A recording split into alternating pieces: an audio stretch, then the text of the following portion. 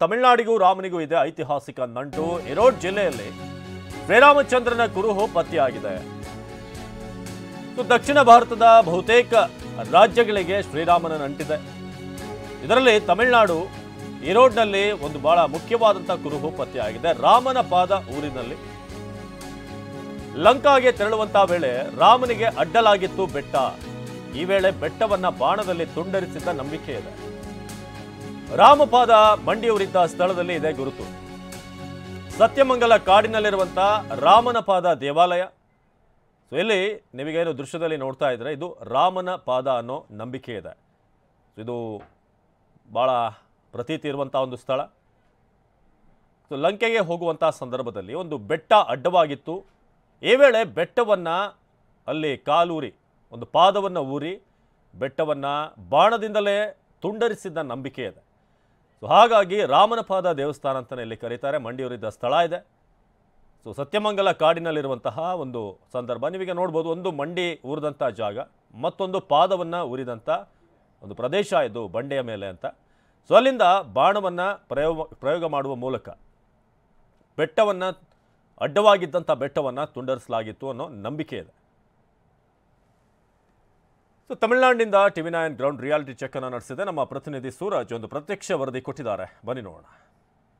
ನಾವಿರುವಂಥದ್ದು ತಮಿಳುನಾಡು ರಾಜ್ಯದ ಈರೋಡು ಜಿಲ್ಲೆಯ ಒಂದು ಏನು ತಾಳ್ವಾಡಿ ಇರುವಂತಹ ತಾಲೂಕಲ್ಲಿರುವಂತಹ ಒಂದು ಸ್ಥಳ. ಇದು ರಾಮನ ಪಾದ ಅಂತ ಕರೀತಾರೆ.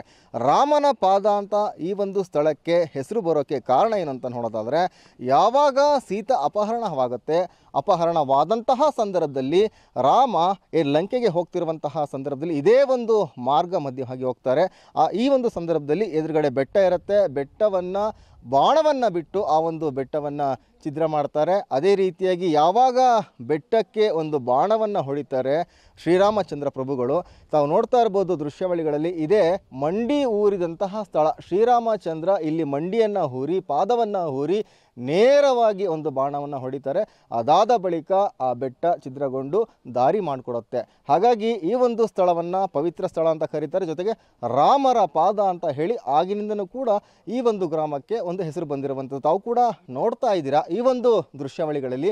ಇದೇ ಒಂದು ಆಕಾರವಾಗಿ ಶ್ರೀರಾಮಚಂದ್ರ ಪ್ರಭುಗಳು ಕೂಡ ಬಾಣವನ್ನು ಹೊಡಿತಾರೆ. ಅದರ ಒಂದು ನೆನಪಿನ ಅರ್ಥವಾಗಿ ಈ ಒಂದು ವಿಗ್ರಹವನ್ನು ಕೂಡ ಕೆತ್ತನೆ ಮಾಡಿರುವಂಥದ್ದು ತಾವು ಕೂಡ ನೋಡ್ತಾ ಇರ್ಬೋದು. ಇಲ್ಲಿನ ಸ್ಥಳದ ಮಹತ್ವ ಏನು, ಇದರ ವಿಶೇಷತೆ ಏನು, ರಾಮರ ಪಾದ ಅಂತ ಯಾಕೆ ಹೆಸರು ಬಂತು, ಇದರ ಇತಿಹಾಸವನ್ನು ಮಾತಾಡೋದಕ್ಕೆ ನಮ್ಮ ಜೊತೆ ಈ ಒಂದು ದೇವಾಲಯದ ಮುಖ್ಯ ಅರ್ಚಕರಾದಂತಹ ರಂಗನಾಥ್ ಅವರಿದ್ದಾರೆ. ಅವ್ರನ್ನು ಕೂಡ ಮಾತಾಡ್ಸೋಣ. ಶ್ರೀರಾಮಚಂದ್ರ ಪ್ರಭುಗಳು ಎಲ್ಲೆಲ್ಲಿ ಬಂದಿದ್ರು, ಅವರ ಕುರುಹುಗಳು ಏನೇನು ಅಂತ ಹೇಳಿ ಒಂದು ವಿಶೇಷವಾದಂತಹ ವರದಿಯನ್ನು TV9 ಮಾಡ್ತಾ ಇದೆ.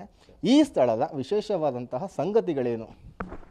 ಇಲ್ಲಿ ಬಂದು ಶ್ರೀರಾಮಚಂದ್ರ ಮೂರ್ತಿ ಈ ಮಾರ್ಗ ಲಂಕೆಗೆ ಹೋದಂಥ ಇಲ್ಲಿ ಜಾಗ.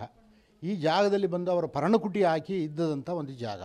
ಸೀತಾ ಅಪಹರಣ ಆದಂತಹ ಸಂದರ್ಭದಲ್ಲಿ ಸೀತೆಯನ್ನು ಹುಡುಕಿ ಲಂಕಕ್ಕೆ ಹೋಗುವಂತಹ ಸಂದರ್ಭದಲ್ಲಿ ಇಲ್ಲಿ ಬರ್ತಾರೆ ಅಂತ. ಅದು ಪಾದ ಮತ್ತು ಮಂಡಿಯನ್ನು ಊರಿದ್ದಾರೆ. ಯಾತಕ್ಕಾಗಿ ಊರಿದ್ರು ಮತ್ತು ಬಾಣ ಹೊಡೆದ್ರಂತೆ, ಯಾವ ಕಾರಣಕ್ಕಾಗಿ, ಎಲ್ಲಿ ಹೊಡೆದ್ರು, ಅದರ ಐತಿಹ್ಯ ಏನು, ಇತಿಹಾಸ ಏನು ಗುರುಗಳೇ? ಅವರು ಬಂದು ಬಾಣ ಬಂದು ಈ ಮಾರ್ಗ ಲಂಕೆಗೆ ಹೋಗೋಕ್ಕೆ ಹೆಸರಾಗಿ ನಮಗೆ ಗಾಳಿ ಬಂದು ಈ ಕಡೆಯೇ ಬರುತ್ತು. ಇದರಿಂದ ಇಲ್ಲಿ ಅವರು ಬಾಣ ಬಿಟ್ಟು ಯಾರೋ ಒಬ್ಬರು ರಾಕ್ಷಸರು ಬಂದು ಅವರು ಬಂದು ತುಂಬ ಅಡ್ಡಿಯಾದ್ರಿಂದ ಇಲ್ಲಿಂದ ಬಾಣ ಬಿಟ್ಟು ಆ ಬೆಟ್ಟನ ಕತ್ತರಿಸ್ದಾಗಿ ಒಂದು ಹೇಳ್ತಾ ಇದ್ರು. 22ನೇ ತಾರೀಕು ರಾಮಲಲ್ಲಾ ಮೂರ್ತಿಗೆ ಪ್ರಾಣ ಪ್ರತಿಷ್ಠಾಪನೆ ಆಗ್ತಾ ಇರುವಂಥದ್ದು. ಹಾಗಾಗಿ ತಮಗೇನಾದರೂ ಕೂಡ ಅಯೋಧ್ಯೆಯಿಂದ ಏನಾದರೂ ಕೂಡ ಆಮಂತ್ರಣ ಬಂದಿದೆಯಾ? ಇನ್ವಿಟೇಷನ್ನು ಬಂದಿದೆ, ಇನ್ವಿಟೇಷನು ಬಂದಿದೆ ಇಲ್ಲಿಗೆ. ಆ ಇನ್ವಿಟೇಷನ್ಗಳು ಕೊಟ್ಟವ್ರೆ. ಆ ತೀರ್ಥ ಇದಗಳ ಪ್ರಸಾದಗಳೆಲ್ಲ ಇಲ್ಲಿ ಬಂದಿದೆ. ತಗೋದೇನೆ ಅಯೋಧ್ಯೆಗೆ ಹೋಗ್ತೀವಿ. ಲೇಟ್ ಸ್ವಲ್ಪ ನಿಧಾನವಾಗಿ ನಾವು ಹೋಗ್ತಾವೆ. ಇವಾಗ ಹೋಗೋಕ್ಕಾಗಲ್ಲ, ಇನ್ನು ಸ್ವಲ್ಪ ನಿಧಾನವಾಗಿ ನಾವು ಹೋಗ್ಬೇಕಂತ ಪ್ರಯತ್ನ ಪಡ್ತಾವೆ. ಧನ್ಯವಾದಗಳು. ಧನ್ಯವಾದ. ಇದಿಷ್ಟು ರಾಮರ ಪಾದ ದೇವಾಲಯದ ಮುಖ್ಯ ಅರ್ಚಕರ ಮಾತುಗಳು. ಕ್ಯಾಮ್ರಾ ಪರ್ಸನ್ ಸಂಜಯ್ ಜೊತೆ ಸೂರಜ್ ಪ್ರಸಾದ್, TV9 ತಮಿಳುನಾಡು.